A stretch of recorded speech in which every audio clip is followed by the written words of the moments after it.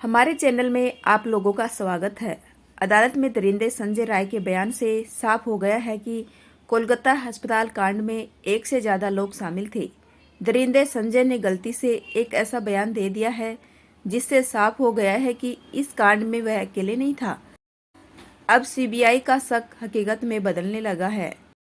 10 दिन बाद अब यह साफ होने लगा है कि महिला के साथ में तकरीबन 7 से 10 लोग शामिल थे। एक भयंकर खुलासे में बताया गया है कि करीब 7 से 10 लोगों ने शराब पीकर फिर उन्होंने पीड़िता के हाथ कसकर पकड़े, उसे मारा पीटा और उसके साथ भयंकर कांड किया। खुलासे में यह भी दावा किया गया है कि उन 7 लोगों में से 2 ने महिला के टांग पकड़कर जरासंध की तरफ अलग कर दिया, फिर संजय को बुलाया, लेकिन यह तो कुछ भी नहीं। आगे ऐसे ऐसे खुलासे हुए हैं, उसके बाद यह साफ हो गया है कि यह काम अकेले संजय का नहीं था, बल्कि इसमें कई लोग शामिल हैं। अब प्रिंसिपल समेत 7 लोगों का बचाना नामुमकिन है। सब कुछ जानते विस्तार से, लेकिन आगे बढ़ने से पहले कमेंट में जय श्री राम जरूर लिखें और इस वीडियो को लाइक अवश्य कर दें। चैनल को भी सब्सक्राइब अवश्य कर दें। दोस्तों, यह मेरा छोटा सा चैनल है जिसे आपको सब्सक्राइब कर देना है, वीडियो को लाइक कर देना है, क्योंकि यह काम आपके लिए 1 सेकंड का है, लेकिन इससे हमारी काफ़ी मदद होती है। दरअसल अदालत में दरिंदे संजय ने वह कबूल कर लिया है जिसके इंतजार में पूरा भारत मुंह लटकाए खड़ा था।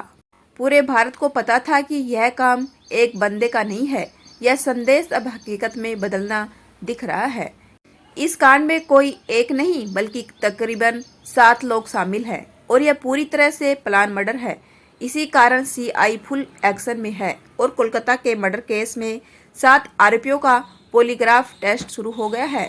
उधर सीबीआई के अनुसार बिना दरवाजे वाले सेमिनार हॉल में कांड हुआ और किसी को चीख सुनाई क्यों नहीं दी। अब सीबीआई यह जानने की कोशिश कर रही है कि अपराध को बिना किसी बाधा के कैसे अंजाम दिया गया। क्या कोई व्यक्ति हॉल के बाहर निगरानी कर रहा था? सीबीआई यह भी देख रही है कि सेमिनार हॉल से कोई चीख या शोर नहीं सुनाई दिया। इन सभी तथ्यों से यही साफ होता है कि महिला के साथ दरिंदगी सेमिनार हॉल में नहीं बल्कि कहीं और की गई थी। उन्हें किसी और रूम में जमकर मारा पीटा गया था और फिर हत्या के बाद उन्हें सेमिनार हॉल में लाकर रख दिया गया, जिसके बाद उनके शव को दरिंदे संजय के हवाले कर दिया गया। लेकिन अब संजय ने जो बयान किया है उसे साफ हो रहा है कि वह अकेले नहीं था, बल्कि इसमें कई लोग शामिल थे। अदालत में दिए गए संजय के बयान को तो जानेंगे, लेकिन उससे पहले सबसे भयंकर खुलासे को देखते हैं जिसमें 7 लोगों के शामिल होने का दावा किया जा रहा है। दरअसल सोशल मीडिया पर एक पोस्ट में दावा किया गया है कि कोलकाता के आरजी करण मेडिकल कॉलेज अस्पताल में हुई महिला डॉक्टर की हत्या संजय रॉय ने नहीं बल्कि अस्पताल के 7 ट्रेनी डॉक्टर ने की थी। मेरी बात जरा ध्यान से सुनिए, फिर मैं सब कुछ क्लियर कर दूंगी। इस पोस्ट में कहा गया है कि एक ट्रेनी डॉक्टरों ने पहले महिला के साथ कांड किया और फिर उसकी टांगों को बेरहमी से चीर दिया, जैसे महाभारत में जरासंध का किया गया था। जरासंध को मारने का एकमात्र तरीका यह था कि उसे बीच से चीरकर 2 भागों में विभाजित किया जाए, फिर उन हिस्सों को अलग अलग जगह में फेंक दिया जाए ताकि वे फिर से जुड़ न सके। भीम ने इसी तरह से जरासंध का वध किया था। एक्टिविस्ट मधु कीश्वर ने सोशल मीडिया प्लेटफॉर्म एक्स पर इस बारे में एक पोस्ट किया, जिसमें उन्होंने बताया कि अस्पताल में काम करने वाली एक महिला डॉक्टर और उसकी दोस्त के बीच हुई फोन कॉल बातचीत में यह दावा किया गया है। उन्होंने इस बातचीत का ऑडियो भी शेयर किया जो बंगाली में है। माना जा रहा है कि सीबीआई को कई गंभीर सुराग मिल सकते हैं। मधु कीश्वर के अनुसार इस बातचीत में कहा गया है कि महिला एक बहुत ही होशियार स्टूडेंट थी और प्रिंसिपल के कुछ बेहद भयानक राज पता थे, जिसके कारण उसे धमकियां दी जा रही थी कि उसे अपनी थीसिस पूरी नहीं करने दी जाएगी। लेकिन इसके बावजूद भी महिला डरने वाली नहीं थी। उसने इसका विरोध किया और कहा कि अगर उसे परेशान किया गया तो वह अस्पताल की काली करतूतों को उजागर कर देगी, जिसके बाद पिछले 6 महीनों से उसे लगातार परेशान किया जा रहा था। उसे बिना रुके 36 घंटे की नाइट शिफ्ट पर रखा जा रहा था और उस पर भारी काम का प्रेशर डाला जा रहा था। चेस्ट डिपार्टमेंट के हेड सीनियर पीजीटी और अन्य लोग भी इस बात से वाकिफ थे कि प्रिंसिपल और उनके ग्रुप नेक्सस का इस स्टूडेंट पर कितना दबाव था। इस बात से साफ है कि प्रिंसिपल समेत पूरा अस्पताल उस महिला के खिलाफ खड़ा हो गया था, क्योंकि वह सच और न्याय के लिए झुकने को तैयार नहीं थी। इस सब के बावजूद वह लड़की अपने फैसले पर अडिग। 2024 की रात इन सभी ने मिलकर उसके खिलाफ साजिश रची। पोस्टमार्टम में बताया गया कि रेप और मर्डर पहले से प्लान किया गया था। यह अब तक का सबसे खौफनाक खुलासा है और सीबीआई इसी के आधार पर जांच आगे बढ़ा रही है। बातचीत में यह भी कहा गया है कि पहले मैं आराम करते थे, लेकिन उस रात पीड़िता को अकेले वहां सोने के लिए कहा गया। कई पीजीटी और senior doctor seminar room student ने अफवाह फैला दी कि कमरा निर्माणाधीन है और वहां कोई नहीं जा सकता, जिसके बाद उस सेमिनार हॉल में किसी की जाने की हिम्मत नहीं हुई। फोन पर बात कर रही अस्पताल के डॉक्टर ने दावा किया कि घटना से पहले 4 साथी स्टूडेंट ने पीड़िता के साथ सेमिनार रूम में डिनर किया था, जिसमें एक लड़की भी शामिल थी। यह चारों सीबीआई के अडारीपेटा को सेमिनार रूम में अकेले सोने के लिए कहा गया।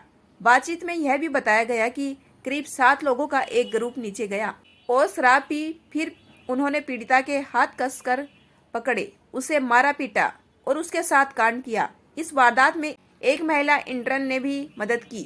खुलासे में यह भी दावा किया गया कि उनमें से 2 ने पीड़िता के पैर पकड़कर जरासंध की तरह अलग कर दिया, जिससे उसकी पैल्विक की हड्डियां टूट गई। उन्होंने उसकी कॉलर बोन को भी तोड़ दिया और फिर उसे उल्टा लिटा कर उसके ऊपर जूतों से रौंदा। उसके सिर को इतनी बुरी तरह कुचला गया कि उसकी खोपड़ी फट गई। इस तरह से 9 अगस्त की देर रात कोलकाता के आरजी कर हॉस्पिटल में ट्रेनी डॉक्टर की रेप के बाद हत्या कर दी गई। देखिए, अगर यह सभी बात सच है तो फिर सीबीआई को इन 7 लोगों के खिलाफ सबूत जरूर मिलेगा और संजय के साथ इन 7 को भी कड़ी सजा मिलनी चाहिए। इसके बाद जब यह सभी लोग वारदात को अंजाम देकर सीढ़ियों के नीचे उतरे तो संजय रॉय को देखा, जो ग्रुप डी के दूसरे कर्मचारियों के साथ शराब पी रहा था। इन डॉक्टरों ने संजय से कहा कि सेमिनार रूम में जाओ, वहां तुम्हारे लिए एक लड़की है। उसके बाद संजय ने बिना कपड़े के शव के साथ कांड किया ताकि उसका वीर्य पीड़िता की योनि में मिल सके। पीड़िता उसके बाद देश भर के डॉक्टरों ने विरोध प्रदर्शन किया। इस ट्वीट और खुलासे को स्वतंत्र तरीके से हम प्रमाणित नहीं कर सकते, लेकिन यह ट्वीट सीबीआई की जांच में काफी महत्वपूर्ण होने वाली है। माना जा रहा है कि सीबीआई ने भी 7 लोगों को अंडा रोड केस में 7 आरोपियों का पॉलीग्राफ टेस्ट शुरू हो गया है। मुख्य आरोपी संजय राय का टेस्ट जेल में हो रहा है।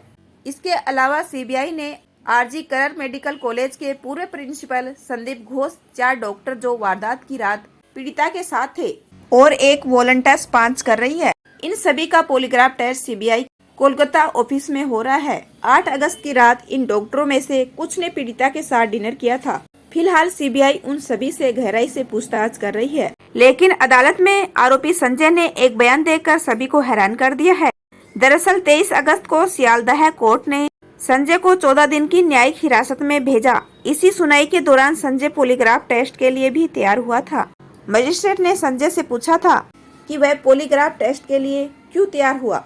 उसे लेकर संजय ने कहा, मैं निर्दोष हूँ, मुझे फंसाया जा रहा है। संजय के इस बयान से बवाल खड़ा कर दिया है, क्योंकि वह खुद को निर्दोष बता रहा है। इसका मतलब साफ है कि इस कांड में कई लोग शामिल हैं। इसी कारण सीबीआई फुल एक्शन मोड में आ चुकी है।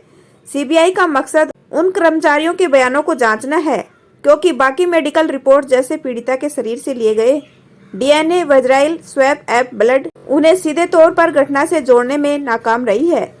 सीबीआई जानना चाहती है कि क्या इन 4 डॉक्टरों ने सबूतों के साथ कोई छेड़छाड़ की थी या फिर वे किसी बड़े षड्यंत्र का हिस्सा थे, क्योंकि पोस्टमार्टम रिपोर्ट इधर उधर करने में प्रिंसिपल समेत यह सभी लोग बेहद माहिर थे।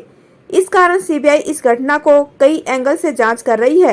आरजी कर अस्पताल के पूर्व प्रिंसिपल संदीप घोष से आज लगातार 9वें दिन पूछताछ हो रही है। सीबीआई टीम ने घोष से अब तक करीब 100 घंटे की पूछताछ कर ली है, लेकिन अब तक उनके जवाबों से संतुष्ट नहीं है, क्योंकि वह बार बार अपने बयान बदल रहा है।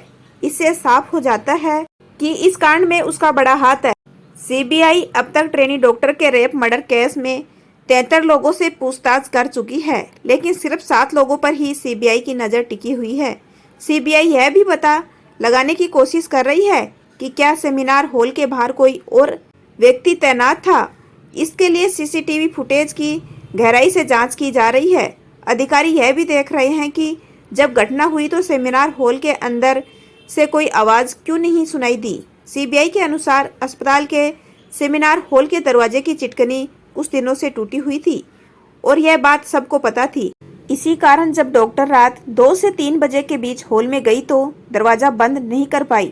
एक ड्यूटी डॉक्टर ने उन्हें सोते हुए भी देखा था। अब सीबीआई यह जानने की कोशिश कर रही है कि अपराध को बिना किसी बाधा के कैसे अंजाम दिया गया। क्या कोई व्यक्ति हॉल के बाहर निगरानी कर रहा था? सीबीआई यह भी देख रही है कि सेमिनार हॉल से कोई चीख या शोर क्यों नहीं सुनाई दिया और उसी अस्पताल के दूसरी मंजिल पर सेमिनार हॉल में वारदात को अंजाम दिया गया था। अगर सेमिनार हॉल में दरवाजा नहीं था तो फिर महिला की चीख बाहर सड़क तक आनी चाहिए थी, लेकिन ऐसा नहीं हुआ। इसी कारण संदेह बढ़ता जा रहा है और इसमें कई लोग शामिल हो सकते हैं। इस रिपोर्ट में अभी कई खुलासे हो रहे हैं, जिसे लेकर हम जल्द ही आपके सामने एक नई कहानी लाएंगे। इस कहानी में फिलहाल इतना ही। कल फिर मिलेंगे, तब तक के लिए बाय बाय।